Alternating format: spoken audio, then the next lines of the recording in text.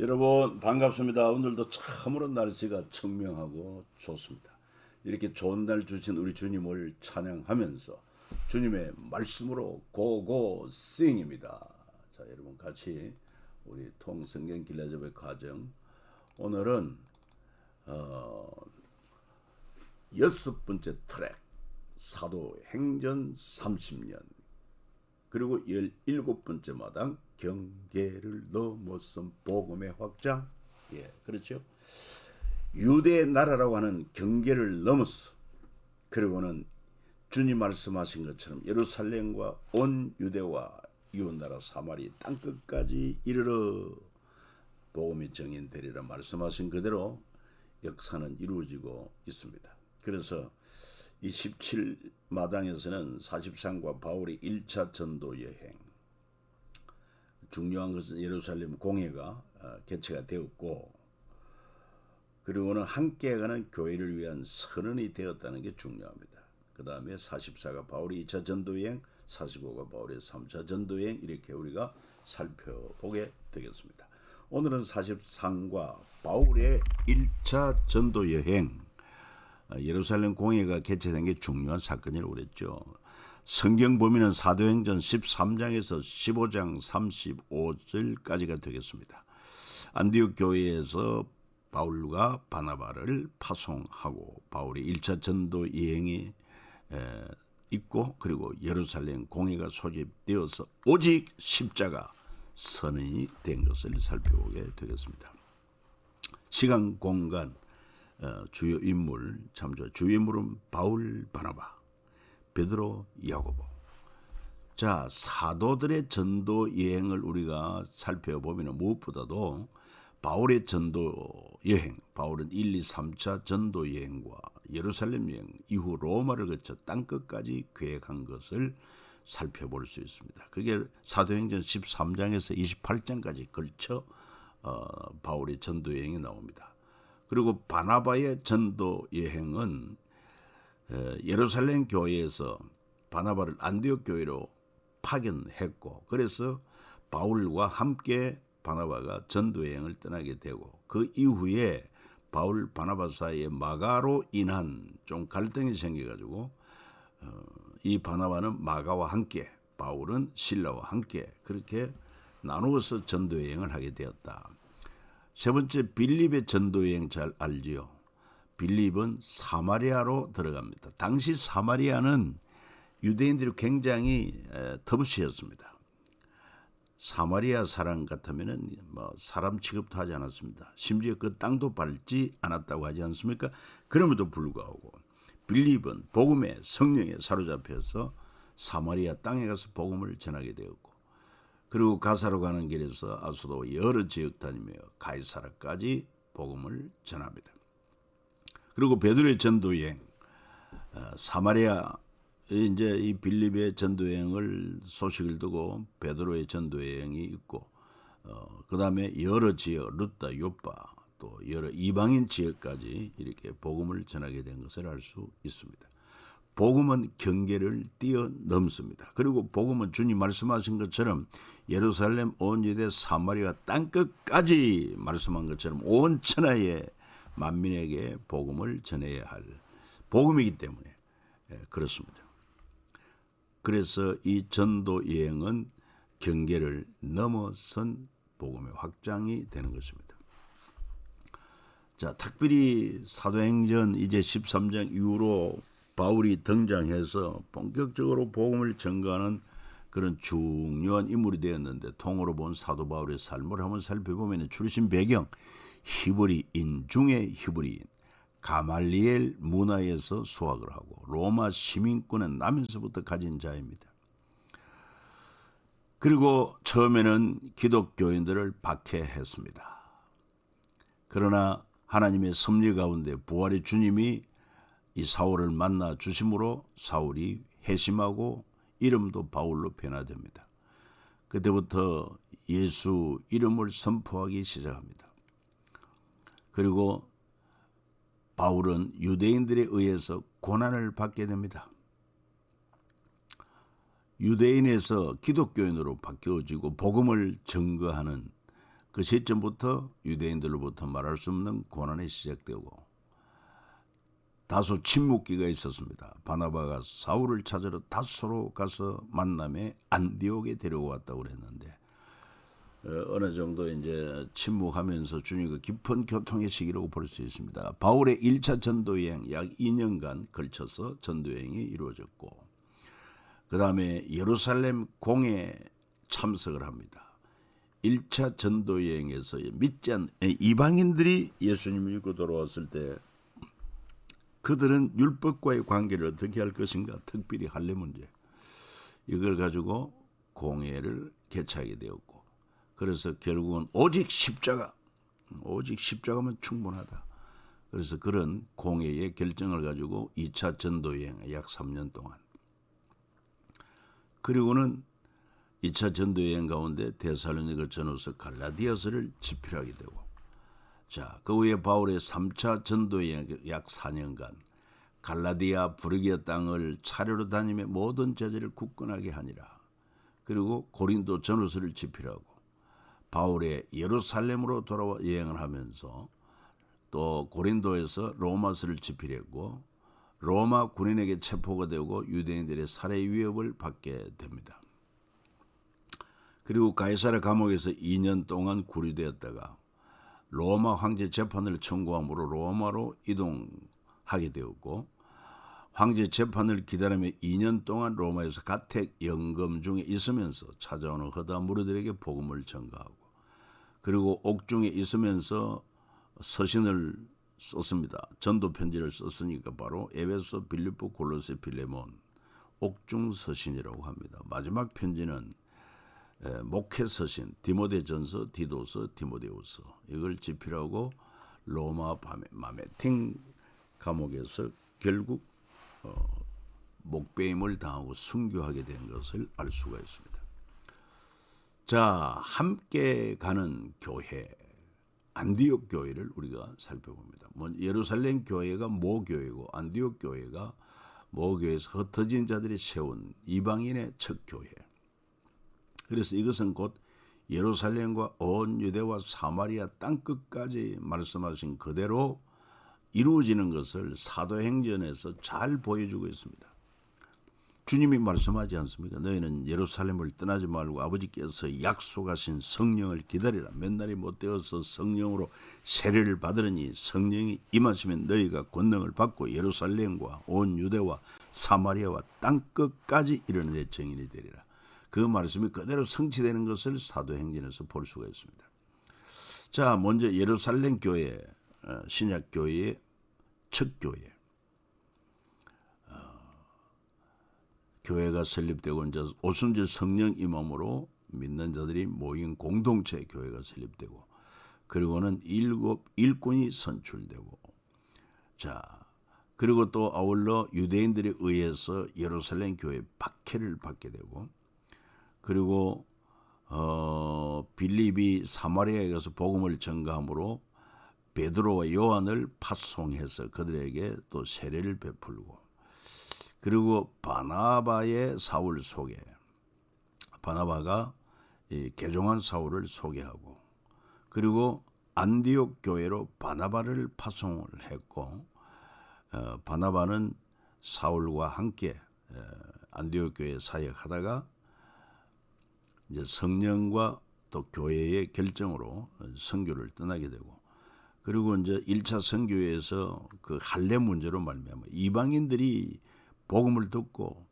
주께로 돌아왔는데 그들에게 율법과 할례 문제 어떻게 할 것인가? 오직 십자가 예수의 피로 구원받고 예수 믿음으로 모든 것이 다 이루어졌다.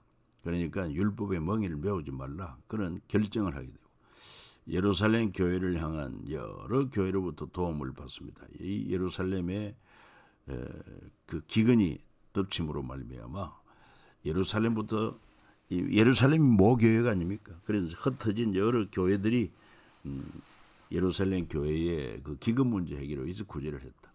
자, 그 중에 안디옥 교회가 이방인 교회로서는 처음 교회입니다. 이제 오순절날 성령이 임하고 복음을 듣고 돌아간 그 안디옥 지방의 사람들이 이방인 선교 전초 기지로 안디옥 교회를 세웠고 최초의 그리스도인이라는 호칭을 받게 된 교회, 그리고 예루살렘 교회 구제도 했고, 그리고 바울과 바나바를 파송하여 바울의 1차 전도 여행이 소개되게 된 것입니다. 안디옥 교회 구성원을 보면은 모든 민족의 교회를 할 수 있습니다. 안디옥 교회는 지중해 연안 도시 세워진 안디옥 교회로서 다양한 구성원들이 섬기고 있는데, 예루살렘 교회에서 파송한 유대인 바나바와 사도 바울, 그리고 니게르라고 하는 시므온, 그러니까 흑인 아니겠습니까? 구레네 사람 루기오 구레네, 리비아도 다 아프리카 쪽이죠. 에돔인 분봉왕 헤롯의 젖동생 마나엔도 나오고요. 그리고 헬라인들이 나옵니다. 그러니까 교회는 올 네이션, 정말 모든 민족의 교회입니다. 그리고 남녀, 노소, 혈통에 구별이 없어요. 복음은 온 천하에 복음이 전거되어야 하고 모든 민족에게 복음이 되는 것입니다. 그래서 경계를 넘어선 복음의 확장이라고 하지 않습니까? 자, 그래서 최초의 그리스도인이 탄생하게 되는데, 그리스도란 말은 기름 부음 받은 자라는 뜻의 히브리어 메시아를 헬라어로 번역한 말이 그리스도, 영어로 크라이스트, 헬라어로 크리스토스, 이렇게 우리 이제 한국어로 번역해서는 그리스도 이렇게 부릅니다. 구약의 그리스도는 보통 명사로 기름 부음 받은 자, 특별히 왕, 제사장, 선지자를 세울 때 기름을 부어서 그리스도라. 그리고 메시아 그리스도, 이스라엘을 구원할 메시아를 기다리고, 그 메시아가 히브리어로 기름 부음 받은 자요, 이것을 헬라어로 표현하면 그리스도다. 그래서 오직 예수만 그리스도, 오직 예수 그리스도. 그래서 그리스도는 참으로 영원한 왕으로, 영원한 제사장으로, 영원한 선지자로 하늘나라의 복음을 우리에게 전하고 가르친 영원한 선지자로서, 이 영원한 삼직을 소유한 자로서 예수는 그리스도다. 예수는 구원자라는 그런 개인적인 이름이고, 그리스도는 공적으로 바로 기름 부음 받은 자. 그러니까 예수는 구원자로 기름 부음 받은 자다 하는 그런 의미입니다. 그래서 안디옥에서 처음 예수 믿는 제자들을 그리스도인이라 불렀습니다. 그만큼 그리스도를 따르는 자로서 정체성이 분명했고, 또 세상 사람과 구별된 그런 차원에서 그리스도인이라는 말을 듣게 된 것입니다. 그래서 바나바가 사울을 찾으러 다소에 가서 만남에 안디옥에 데려와 둘이 교회에서 1년간 모여 있어 큰 무리를 가르쳤고, 제자들이 안디옥에서 비로소 그리스도인이라 일컬음 받게 되었다. 만일 그리스도인으로 고난을 받으면 부끄러워하지 말고 도리어 그 이름으로 하나님께 영광을 돌리라. 참 그리스도인, 영광스러운 이름이 아닐 수가 없습니다. 우리는 예수 그리스도와 연합한 자, 접붙임된 자로서 옛사람 나는 죽고 내 안에 그리스도가 사는 자가 되었으니 진실로 우리는 그리스도인이요, 그 그리스도인의 이름에 걸맞는 그런 주님의 제자로서 또 주님과 함께하는 그런 삶을 우리가 살아야 할 것입니다. 자, 그리고는 이제 안디옥 교회는 바나바와 바울을 구별하여 선교사로 파송하지 않습니까? 그 교회가 수리아 안디옥 교회다. 이 안디옥이라는 교회가 두 군데 있는데 이름이 지금 터키 중남부에 있는 비시디아 안디옥이 있고, 그래서 비시디 안디옥 구별되는 말이 수리아 안디옥이다. 이 수리아 안디옥은 BC 주후 주전 300년경 시리아 헬라의 셀루크스 1세가 건설한 시리아 헬라의 수도였다. 부친 안티오쿠스 기념 도시고 헬라 문화 교류의 중심지, 지중해 연안 도시고, BC 64년경 로마 정복 로마의 상업적 군사적 중심지로 변모했고, 로마 제국의 3대 도시로 성장한 곳이 수리아 안디옥이다. 그래서 이 수리아 안디옥과 대비되는 또 다른 이름 비시디아 안디옥, 특히 중남부 지역의 높은 고원지대로 소아시아 지방의 내륙에 위치한 도시 로마의 도로망에 잘 연결된 곳으로 바울은 전도 여행 때 여러 차례 방문했다. 그래서 수리아 안디옥과 비시디아 안디옥 이렇게 구별할 수 있으면 좋겠습니다. 자, 안디옥 교회가 드디어 바나바와 바울을 파송합니다. 같이 한번 읽어볼까요? 안디옥 교회의 선지자들과 교사들이 있으니 곧 바나바와 니그레라 하는 시므온과 구레네 사람 루기오와 분봉왕 헤롯의 젖동생 마나엔과 및 사울이라. 주를 섬겨 금식할 때 성령이 이르시되 내가 불러시키는 일을 위하여 바나바와 사울을 따로 세우라 하시니 이에 금식하며 기도하고 두 사람에게 안수하여 파송하니라. 그래서 아까도 이야기했습니다마는 이 이방인 교회로서 최초의 교회가 안디옥 교회예요. 그리고 이 이방인 교회답게 다양한 민족들이 모인 곳입니다. 선지자들과 교사, 그 중에는 바나바와 니게를 하는 시므온, 구레네 사람 루기오, 분봉 헤롯 젖동생 마나엔, 그리고 사울, 이런 여러 사람들이 함께 어울린 올 네이션 처치. 그래서 이 도표도 그렇습니다. 예루살렘 교회에서 바나바를 안디옥까지 보내매 바나바가 사울을 찾으러 다소에 가서 만남에 안디옥으로 데리고 와서 그래서 여기서 제자들을 양성을 하고 그 후에 성령의 지시로 바나바와 바울을 1차 전도여행을 파송해서 선교여행을 떠나게 된 것을 알 수 있습니다. 그러면 바나바는 누구인가? 자, 바나바 제물을 예루살렘 성전이 아닌 사도들에게 가져간 사람. 그렇죠? 바나바가 바티즘에 팔아 그 값을 가지고 사도들의 발 앞에 두니라. 두 번째로 바울을 사도들에게 소개한 사람인 것입니다. 그러니까 바울이 기독교인들을 핍박하기 위해서 대제사장으로부터 공문을 받아가지고 다메섹에 있는 그리스도인들을 붙잡아서 오겠는 길로 가다가 다메섹 도상에서 부활의 주님을 만나고 그때 바나바를 통해서 예루살렘 교회 안디옥 교회를 연결해 준 인물이 바로 바나바다. 그리고 바울과 함께 1차 전도여행을 떠나고 그리고 마가를 훈련하여 마가복음을 쓰도록 힘을 준 사람이 바나바다. 그래서 마가는 바나바의 생질이라고 하지 않습니까?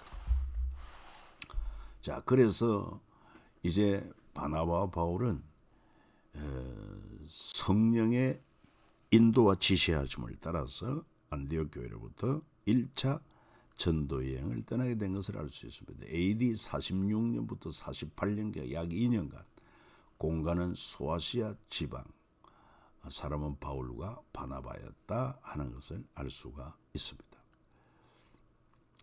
안디옥에서 배를 타고 구브로 섬을 지나서 그리고 버가에서 이렇게 비시디아 안디옥으로 이고니온으로 루스드라로 그 다음에 더베로 다시 이 길로 돌아와서 안디옥으로 돌아옵니다.